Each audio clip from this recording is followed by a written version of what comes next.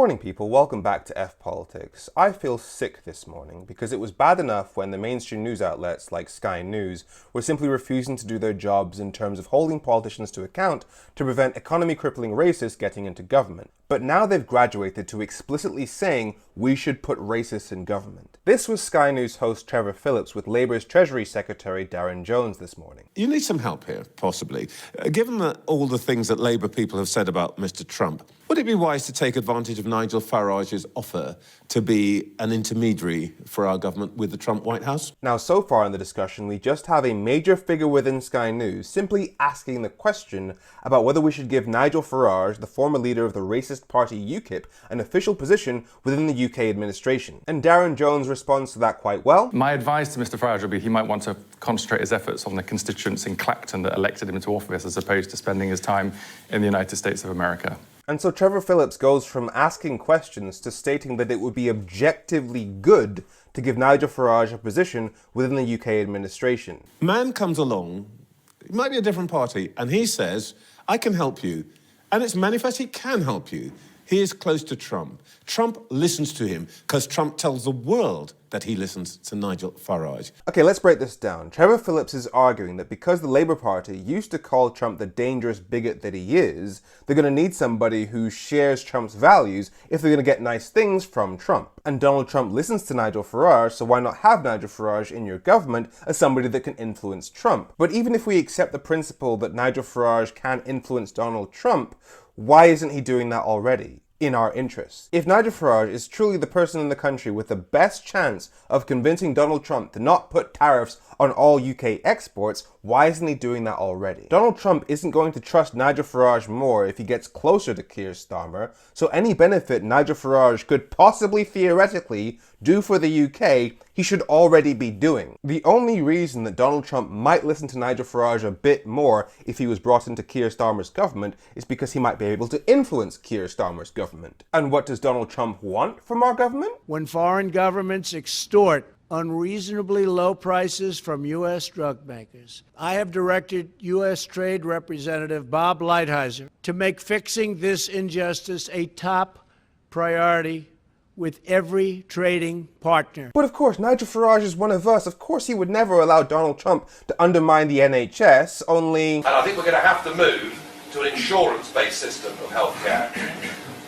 Frankly, I would feel more comfortable that my money would return value if I was able to do that through the marketplace of an insurance company than just us trustingly giving $100 billion a year to central government and expecting them to organise the healthcare service from cradle to grave. So Trevor Phillips is arguing that we should put somebody who wants to destroy the NHS in charge of our relations with an American Trump presidency that wants to destroy the NHS. And he has the nerve to imply that not doing that is working against the interests of the United Kingdom. Why would you snub the offer of help?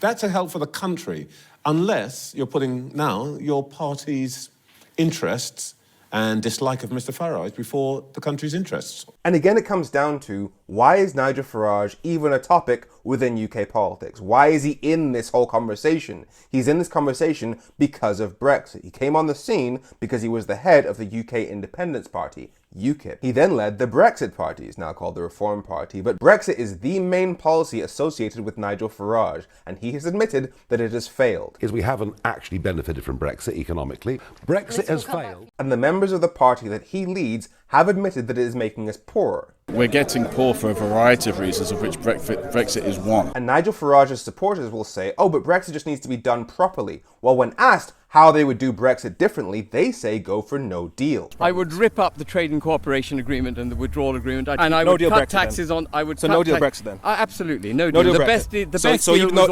deal. Now, if you look at the damage that Brexit has already done to the UK, which they have admitted to, it is because of the trade barriers that Brexit created with Europe, which is where we get a third of our food. A no deal Brexit would mean tariffs on top of that. And when I pointed out that that would make us poorer for the next 20 years, this is what they had to say. Sometimes you have to take, you have to swallow your medicine to get better in the future. So this is maybe a 5-year, 10-year, 20-year plan. There'd definitely be a gap between a no-deal Brexit as proposed by the Reform Party, and however long it takes for us to get that. So in that time, we'd have made food significantly more expensive before we can actually make our own.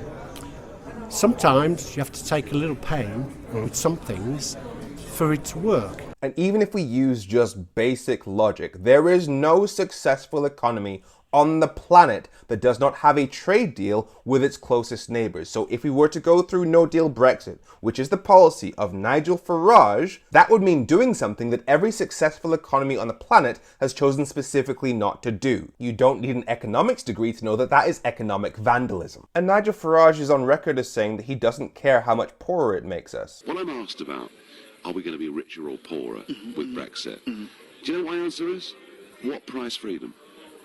What price liberty? Exactly. What price our identity? Exactly. And these are the arguments, actually, that really matter. And yet Trevor Phillips is arguing that it's an objectively good thing to put somebody like Nigel Farage, who clearly has no regard for the welfare of the UK, into the UK administration in order to deal with Donald Trump, who is effectively a hostile foreign power. And again, Nigel Farage, just a racist, somebody who used brown faces to scare people about European migration, even though the UK was never part of the EU's common asylum policy. And yet Sky News' Trevor Phillips is out here arguing to give a racist a government job, which at least Darren Jones calls out. Well, I'm sure Mr. Farage will be pleased you're making the case for him. I mean, look, the counterfactual here is that we do not have influence and we do not have relationships. That's just not true. Karen Pierce, our ambassador in the United States, the team, the foreign secretary, people that work in government here in Westminster have got relationships with President-elect Trump, Vice President-elect Yeah, but none of them gets invited to Mar-a-Lago. None of them gets photographed in Trump Tower. Do you know how messed up that is? Remember how Prince Andrew was in trouble because he went to Epstein's mansion and got photographed with him? Well, Donald Trump has also got a weird case. Why is he around?